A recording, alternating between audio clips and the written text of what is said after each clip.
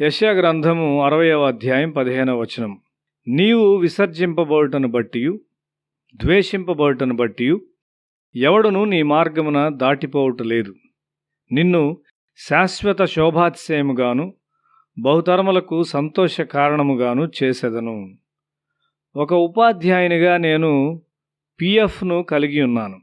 దాంతో నేనేమి చేయాలి అని ప్రభువు ముందు నా పిఎఫ్ విషయాన్ని పెట్టాను. దాన్ని ప్రక్కన ఉంచుమని దేవుడు నాతో చెప్పాడు. కారణమేంటో ఆయన నాకు చెప్పలేదు. నేను మాత్రం విధేయుడినయ్యాను. దేవుని కృపను బట్టి ప్రభు చిత్తం లేకుండా నేను ఎన్నడూ ఏమీ చేయలేదు. దేవుని హస్తాల్లో నేను పెట్టిన ప్రతిదీ వెంటనే ప్రాముఖ్యత సంతరించకపోయినను తరువాతి దినాల్లో విశ్వాసము ద్వారానే అవి ప్రాముఖ్యతను సంతరించుకున్నాయి. దాన్ని గూర్చిన కారణమును చాలా కాలం తరువాత గ్రహించాను. ఒక విశ్వాస సంబంధమైన జీవితంలోనికి పిలువబడబోచున్నానని అప్పుడు నేను ఎరిగి ఉండలేదు. అటువంటి జీవితంలోనికి నన్ను పిలుచుట్లో దేవుని మంచితనమును చూచి నేను ఆశ్చర్యపడుతూ ఉంటాను. నాకిష్టమైన రీతిగా సంతోషకరముగా ప్రతిదీ ఉన్న స్థలమును ఎట్లు విడిచిపెట్టగలిగాను అనే విషయమై నేను ఇంకనూ ఆశ్చర్యపడుతూ ఉంటాను. ఆయన పిలుపునకు విధేయుడనై గమ్యము తెలియని దానిలో అడుగుపెట్టుటకు దేవుడే నాకు విశ్వాసాన్ని ఇచ్చాడు. దేవునికి విధేయుడైన వాడెవడైనా నిరాశ చెందడు. దేవుడు నన్ను విశ్వాసము నుండి విశ్వాసమునకు హెచ్చించుండగా నేను నేర్చుకొనుచు వెంబడిస్తూ ఉన్నాను. తక్షణమే ఉద్యమం బయలుపడుట, దేవుని వాక్యమును బోధించిన సమూహముల మీద దేవుని ఆత్మ కుమ్మరించబడుట నేను నా భార్య చూచాము. ఇది ఒక నూతనమైన అనుభవం. ఒక్కొక్కరుగా కాదు గాని దేవుని రాజ్యంలోనికి గుంపులు గుంపులుగా ప్రజలు తేబడ్డారు. పని త్వరలో హెచ్చైపోయింది. నూతనంగా మార్పు చెందిన వారిని దేవుని వాక్యంతో పోషించుటకు, వారు వృద్ధి చెందుచు విశ్వాసములో స్థిరముగా ఉండుటకు అవసరత ఏర్పడింది. నేను వారిని ఒక అనుకూలమైన స్థలంలో సమావేశపరిచి కనీసము 2 వారములు వారికి బోధించవలసి వచ్చింది. మరి ఖర్చు సంగతి ఏంటి? వారు వారి ప్రయాణ ఖర్చుల కొరకు వారి విశ్వాసాన్ని ప్రయోగించాలి. వారి వసతి కొరకైన ఖర్చు కొరకు నేను విశ్వాసాన్ని ప్రయోగించాలి. నేను ప్రభువుని అడిగాను. ఆయన నా పిఎఫ్ వైపు చూపించాడు. నేను దాన్ని తీసి ఉపయోగించాను. లేనట్లయితే పిల్లలను కళాశాలలో చేర్చుటకు ఆ డబ్బును ఉపయోగించి ఉండేడి వారము. ప్రభు కొరకు దేన్నైనా విడిచిపెట్టకు నీవు ఇష్టపడుతున్నావా?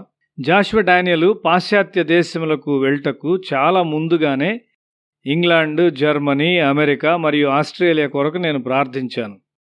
ఆ ప్రార్థన దేవుని ద్వారా నాకు ఇవ్వబడింది.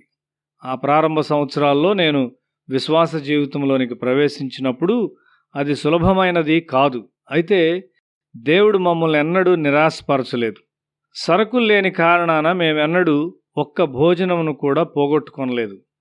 తాను వాగ్దానం చేసిన విధంగా దేవుడు మాకు యెహోవా ఈరేగా ఉన్నారు. నేను ఆ దేశములకు వెళ్ళి సేవ చేయుట భారమైనదని తలంచాను. దేవుడు చూచున్నట్లు మనము చూడవలసి ఉన్నాము. నీవెక్కడ సేవ చేయవలనో నీకు తెలియదు. నీ హృదయమును జాగ్రత్తగా చూచుకొనుము. నీ స్వరము భూదిగంతముల వరకు వెళ్ళునని నీకు నమ్మకమున్నదా? ప్రభువు నీ హృదయమును త్రవుచున్నాడు.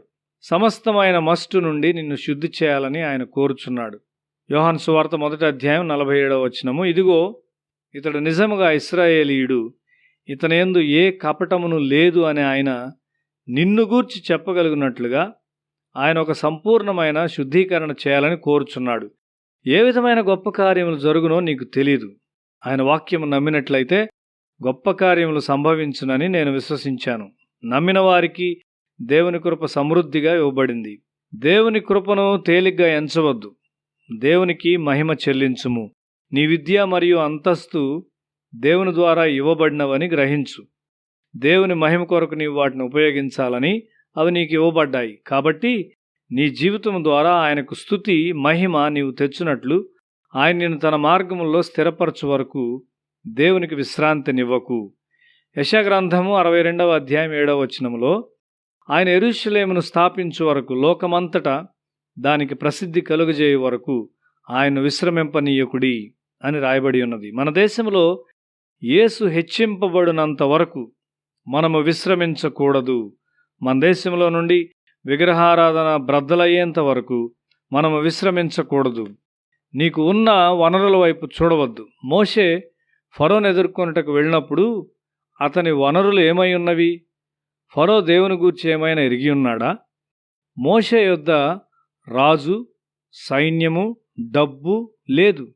అయితే అతడు దేవుణ్ణి తనతో కలిగి ఉన్నాడు. నీవు కూడా నీతో విశ్వమంతటిపైన సింహాసనాసీనుడై ఒక్కడై ఉన్నవాన్ని కలిగి ఉన్నావు. ప్రతి రాత్రి నేను ఆయన కలుస్తాను. ప్రభువా, నేను నిన్ను అడగని విషయాలు ఏమై ఉన్నవి? నేనింకా చూడవలసినది, నీవు నాకు చూపించాలని కోరినది ఏమై ఉన్నది అని నేను ఆయన్ని అడుగుతుంటాను. నీవు ప్రస్తుతం ఉన్న పరిస్థితిలోనే ఎల్లప్పుడూ ఉంటావని తలంచవద్దు. దేవుడు నీకు తోడై ఉన్నాడు. ఆయన నిన్ను కోరుచున్నాడు. నీ తల్లిదండ్రులు నీకు వ్యతిరేకంగా ఉండొచ్చు. నీ భవిష్యత్తు అస్పష్టంగా, అనిశ్చయంగా కనిపించవచ్చు. కానీ అది దేవుని చేతుల్లో ఉన్నది. ఆయన నిన్ను ఒక నిత్యమైన శోభాతిశయముగా చేయును. ఆయన్ను విశ్వసించు, యుద్ధములో పోరాడు. నేను స్త్రీలను చూచినప్పుడు వారిని సాధారణమైన వారినిగా తలంచును. దేవుడు వారిలో గొప్ప విషయాలను దాచి ఉంచాడు. ఇండియాలోని స్త్రీలు వారిలో వారు నమ్మకం లేకుండా పోయారు. అయితే స్త్రీలను సృష్టించిన దేవుడు బలవంతుడు.